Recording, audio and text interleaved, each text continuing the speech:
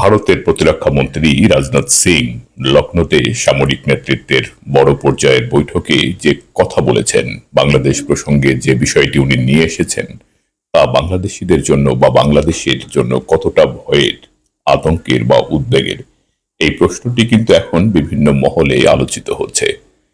দেখা যাচ্ছে উনি আলোচনার এক পর্যায়ে ইউক্রেন রাশিয়ার যুদ্ধ এবং হামাস এবং ইসরায়েলের সংঘাত, তারপর বাংলাদেশের বিষয়টিও কিন্তু আলোচনায় নিয়ে আসেন এবং ভারতের সামরিক অফিসারদের উনি যুদ্ধের জন্য প্রস্তুত থাকার আহ্বান জানান। এই বিষয়গুলো বা যে কোনো অপ্রত্যাশিত ঘটনা মোকাবেলার জন্য ভারতীয় সামরিক বাহিনীকে প্রস্তুত থাকার কথা বলেন। সবচেয়ে বড় কথা, হামাস এবং ইসরায়েলের সংঘাত বা ইউক্রেন রাশিয়ার যুদ্ধের সঙ্গে বাংলাদেশের এই বিষয়টাকে মিলিয়ে নেওয়া বা দেখা, এই বিষয়টি বাংলাদেশের জন্য আসলে ভাবনার। যে বাংলাদেশের বিষয়টা উনি কেন এখানে এভাবে নিয়ে আসলেন, বাংলাদেশকে আসলে ভারত কোন দৃষ্টিতে দেখছে এখন এই পর্যায়ে, যে প্রায় 16 বছরের যে স্বৈরতন্ত্রের অবসান ঘটার পর বাংলাদেশে যে ছাত্র জনতার যে সরকার বর্তমান প্রতিষ্ঠিত হয়েছে, এই সরকারকে ওনারা তাদের জাতীয় নিরাপত্তার জন্য আসলে কোন দৃষ্টিতে দেখছে বা ওনারা কি পরিকল্পনা ভেতরে ভেতরে করছে, বাংলাদেশের বিষয় নিয়ে সামরিক কমান্ডারদের বিশ্লেষণ করা, এই বিষয়গুলো উনি বলেন যে বাংলাদেশে কি ঘটছে এই বিষয়গুলো বিশ্লেষণের উনি নির্দেশ দেন।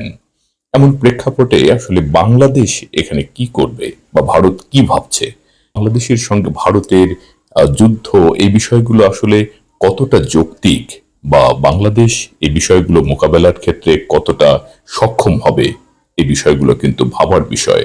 বা ভারত এই বিষয়গুলোকে আসলে কিভাবে নিয়ে যাবে সামনের দিনগুলোতে। হাসিনা সরকারের পতন হয়েছে, নতুন সরকার এসেছে যার পৃথিবীতে আন্তর্জাতিক খ্যাতি আছে এবং এখন পর্যন্ত তার কাজে কিন্তু সে সফল। বাংলাদেশকে ভারত বরাবরই যে ট্যাগ দেওয়ার জন্য ব্যস্ত বা যে কালিমায় কলঙ্কিত করার প্রচেষ্টায় আছে, আমরা দেখছি ভারতীয় মিডিয়াগুলো বা ভারতের তরফ থেকে ঊর্ধ্বতন পর্যায় থেকে একটা সাম্প্রদায়িক ট্যাগ লাগিয়ে দেওয়া বাংলাদেশের ক্ষেত্রে। কিন্তু ইউনূস সরকার সেটা তার অবস্থান থেকে শক্তভাবে প্রতিবাদ করা বা এই অবস্থাকে কাটিয়ে উঠে বাংলাদেশ যে একটা স্টেট এবং সেই স্টেট যে সবার জন্য, there is no discrimination here, Yunus government they want to prove this, already they have done this. তো এই পর্যায়ে বাংলাদেশকে আসলে এই ধরনের বাংলাদেশ নিয়ে এ ধরনের কথাবার্তা বলা, সেটা বাংলাদেশিদের জন্য বা বাংলাদেশের জন্য কতটা উদ্বেগের, বা সামনে কি বাংলাদেশ অপ্রত্যাশিত কোনো ঘটনার সম্মুখীন হতে যাচ্ছে কিনা, বা যুদ্ধ, এই ধরনের প্রস্তুতি। বাংলাদেশ তো এমন একটা দেশ যেখানে মিয়ানমার প্রায় 10-11 লাখ রোহিঙ্গাকে তারা পাঠিয়েছে, বাংলাদেশের সীমানা বারবার তারা লঙ্ঘন করেছে, বাংলাদেশ কিন্তু সেখানে তেমন প্রতিরোধ গড়ে তুলতে ব্যর্থ হয়েছে। আমি বলবো বাংলাদেশ বরাবরই তার প্রতিবেশীর সঙ্গে শান্তিপূর্ণ সম্পর্ক বজায় রাখার ক্ষেত্রে অঙ্গীকারাবদ্ধ। বাংলাদেশ কিন্তু প্রতিশ্রুতিবদ্ধ, বাংলাদেশ তার প্রতিবেশী রাষ্ট্রগুলোর সঙ্গে সবসময় বন্ধুত্ব মেনটেন করার চেষ্টাই করে যাচ্ছে।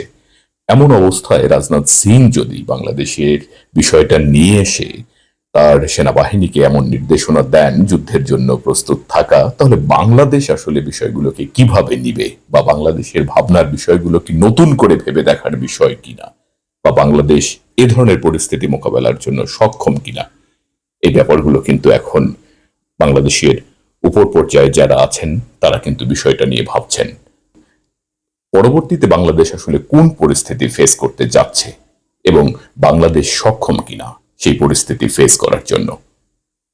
অভ্যন্তরীণ চাপ, আন্তর্জাতিক চাপ, প্রতিবেশীর চাপ, এই বিষয়গুলো মোকাবেলা করে বাংলাদেশ কি নতুন করে কোনো যুদ্ধের দিকে জড়াতে যাচ্ছে কিনা, শেষ পর্যন্ত কি হয় আমাদের দেখার বিষয়। ধন্যবাদ সবাইকে।